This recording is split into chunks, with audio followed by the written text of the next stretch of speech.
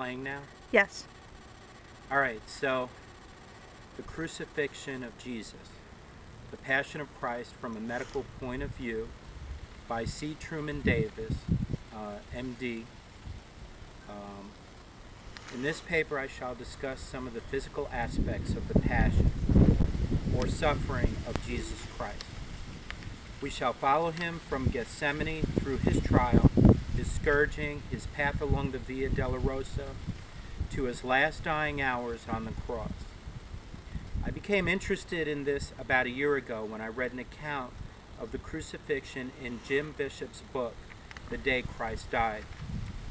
I suddenly realized that I had taken the crucifixion more or less for granted all these years, that I had grown callous to its horror by a too easy familiarity with the grim details and a too distant friendship with him. It finally occurred to me that as a physician, I didn't even know the actual immediate cause of death. The gospel writers don't help us very much on this point, because crucifixion and scourging were so common during their lifetime that they undoubtedly considered a detailed description totally superfluous.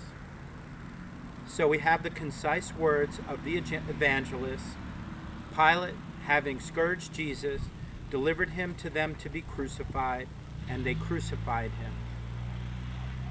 I am indebted to many who have studied this subject in the past, and especially to a contemporary colleague, Dr. Pierre Barbet, a French surgeon who has done exhaustive historical and experimental research and has written extensively on the subject. The infinite psychic and spiritual suffering of the incarnate God in atonement for the sins of fallen man, I have no competence to discuss. However, the physiological and anatomical aspects of our Lord's Passion we can examine in some detail. What did the body of Jesus of Nazareth actually endure during those hours of torture? This led me first to a study of the practice of crucifixion itself. That is, the torture and execution of a person by fixation to a cross. Apparently, the first known practice of crucifixion was by the Persians. Alexander and his generals brought it back to the Mediterranean world, to Egypt and to Carthage. The Romans apparently learned the practice from the Carthaginians and, as with almost everything the Romans did, rapidly developed a very high degree of efficiency and skill in carrying it out. A number of Roman authors, Livy, Cicero, Tacitus, comment on it. Several innovations and modifications are described in the ancient literature. I'll mention only a few which may have some bearing here.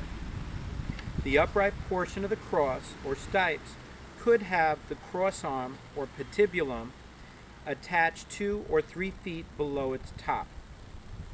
This is what we commonly think of today as the classical form of the cross, the one which we have later named the Latin cross. However, the common form used in our Lord's day was the tau cross, shaped like a Greek letter tau or like our T. In this cross, the patibulum was placed in a notch at the top of the stipes. There is fairly overwhelming archaeological evidence that it was on this type of cross that Jesus was crucified.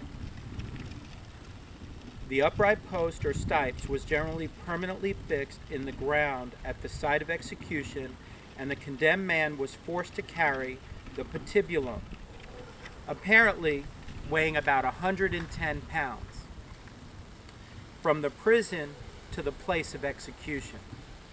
Without any historical or biblical proof, medieval and Renaissance painters have given us our picture of Christ carrying the entire cross. Many of these painters and most of the sculptors of crucifixes today show the nails through the palms. Roman historical accounts and experimental work have shown the nails were driven between the small bones of the wrists and not through the palms. Nails driven through the palms will strip out between the fingers when they support the weight of a human body. The misconception may have come about through a misunderstanding of Jesus' words to Thomas. Observe my hands. Anatomists, both modern and ancient, have always considered the wrist as part of the hand. A titulus or small sign stating the victim's crime was usually carried at the front of the procession and later nailed to the cross above the head. This sign, with its staff nailed to the top of the cross, would have given it somewhat the characteristic form of the Latin cross. The physical passion of the Christ begins in Gethsemane. Of the many aspects of this initial suffering, I shall only discuss the one of physiological interest, the bloody sweat. It is interesting that the physician of the group, St. Luke, is the only one to mention this. He says, and being in agony, he prayed the longer, and his sweat became as drops of blood trickling down upon the ground. Every attempt imaginable has been used by modern scholars to explain away this phase, apparently under the mistaken impression that this just doesn't happen. A great deal of effort could be saved by consulting the medical literature. Though very rare, the phenomenon of hematidrosis, or bloody sweat, is well documented. Under great emotional stress, tiny capillaries in the sweat glands can break, thus mixing blood with sweat. This process alone could have produced marked weakness and possible shock. We shall move rapidly through the betrayal and arrest. I must stress again that important portions of the Passion story are missing from this account. This may be frustrating to you, but in order to adhere to our purpose of discussing only the purely physical aspects of the Passion, this is necessary. After the arrest, in the middle of the night, Jesus was brought before the Sanhedrin and Caiaphas, the high priest. It is here that the first physical trauma was inflicted. A soldier struck Jesus across the face for remaining silent when questioned by Caiaphas. The palace guards then blindfolded him and mockingly taunted him to identify them as they each passed by, spat on him, and struck him in the face. In the early morning, Jesus, battered and bruised, dehydrated, and exhausted from a sleepless night, is taken across Jerusalem to the praetorium of the fortress Antonia, the seat of government of the procurator of Judea, Pontius Pilate. You are, of course, familiar with Pilate's action in attempting to pass responsibility to Herod Antipas, the tetrarch of Judea. Jesus apparently suffered no physical mistreatment at the hands of Herod and was returned to Pilate. It was then, in response to the cries of the mob, that Pilate ordered Barabbas released and condemned Jesus to scourging and crucifixion. Preparations for the scourging are carried out. The prisoner is stripped of his clothing and his hands tied to a post above his head. It is doubtful whether the Romans made any attempt to follow the Jewish law in this matter of scourging. The Jews had an ancient law prohibiting more than 40 lashes. The Pharisees, always making sure that the law was strictly kept, insisted that only 39 lashes be given. In case of a miscount, they were sure of remaining within the law. The Roman legionnaire steps forward with the flagrum, or flagellum, in his hand.